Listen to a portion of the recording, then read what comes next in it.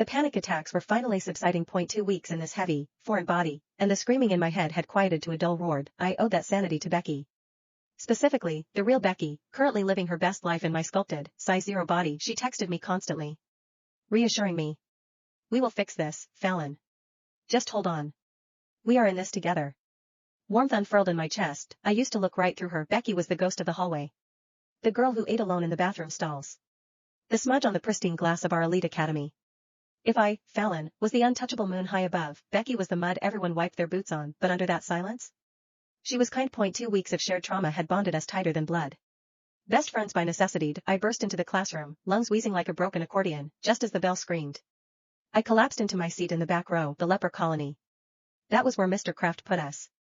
Right next to the trash can. This school was a playground for the 1%. Old money, new money, tech money. Then there was us.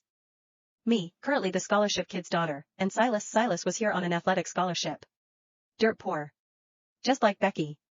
Usually, he slept. Becky stared at the wall. An unspoken truce of invisibility. Today, I broke it. Silas. I shoved 2 hard-boiled eggs and a carton of milk onto his desk. Eat these. My diet started now. Becky's parents, Susan and Hank, were poor, but they compensated with calories. They loved her to death and proved it by stuffing her face. Breakfast was a feast, 6 eggs, 2 milks, 5 massive sausage biscuits. I was drowning in carbs. Silas cracked one eye open. He looked at the eggs, then at me. A slow, lazy smirk spread across his face. Becky. You got a crush on me or something? I gave him my best "Are you serious?" deadpan. Silas and Harrison. The school's twin stars. Harrison was the golden boy. The prince. Silas? Silas was the storm. He had that dangerous, jagged edge. Sun-bronzed skin, a jawline sharp enough to cut glass, and eyebrows that always looked like a challenge. He was undeniably gorgeous, but in a way that screamed red flag. Relax. I'm not into guys. I took a sip of milk and tossed a foil-wrapped breakfast sandwich at his chest. I'm cutting calories. Hate to see good food go to waste. Consider it a perk of sitting in the splash zone. Silas was an orphan. His parents died in a car crash back in middle school, leaving him with his grandparents. The rumor mill said they scraped by collecting cans and scrap metal just to keep him enrolled here. He was a teenage athlete burning 5,000 calories a day. He was always starving. During quiet reading time, his stomach growls sounded like angry thunder. The lazy smirk vanished. Silas looked at me. Actually looked at me. Right. I guess I'm doing charity work today. He tore into the sandwich. I finished the milk and glanced at the front ROW.my seat. Fallon's seat was empty. The bell was seconds away. Becky was never late. In the 2 weeks since the swap, she hadn't missed a second. Was she sick? I slipped my phone out. Texted my old number. Nothing. I dialed.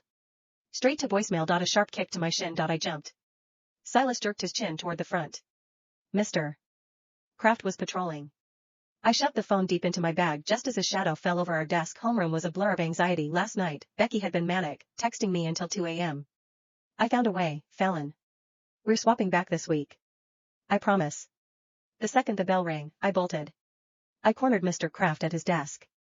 Mr. Kraft. Fallon. Why isn't she here? He blinked, light reflecting off his shiny scalp. He looked confused that Becky, the class stain, was asking about the class princess. She transferred. The summer sun streamed through the window, but my blood turned to ice. Transferred? Mr. Kraft pushed his glasses up his nose. The whole family moved to Europe. The paperwork was finalized last week. Her friends threw a going-away party on Friday. I assumed everyone knew. His mouth kept moving, but the sound cut out. The floor rushed up to meet me. The last thing I saw was Silas launching himself over his desk, reaching for me. Hey, kid. You back with us? I pried my eyes open. White walls. White curtains. White sheets. Clinical purgatory. Ms. Gable, the school nurse, hovered over me, her face soft with worry. Heat exhaustion. It's brutal out there. Drink this. She pressed a cup of electrolytes into my hand. I sat up. The room tilted on its axis. My brain felt like it was packed with cotton. Then the memory slammed into me. Becky. Becky took my body to Europe. She didn't just transfer. She hijacked my existence and fled the continent. I scrambled off the cot, stumbling toward the door. My vision whited out. Static screamed in my ears. Whoa, easy. Ms. Gable caught my shoulders, forcing me back down. Where's the fire? I already excused you from class. You walk out there now, you're going to faceplant on the asphalt. Rest. I choked back a sob. Panic clawed at my throat. I couldn't rest. I had to find her. I had to scream until someone listened. I ignored the nausea rolling in my gut. I shoved my feet into my sneakers and lurched for the exit. Ms. Gable grabbed my arm. Fallon, stop. I have to go. I yanked my arm free and stumbled into the hallway. Teenagers, I heard her mutter behind me. The pressure is going to kill this generation. I burst out of the infirmary and made a beeline for the school gate. I must have looked like a walking corpse because Officer Dan, the security guard, stepped right in my path.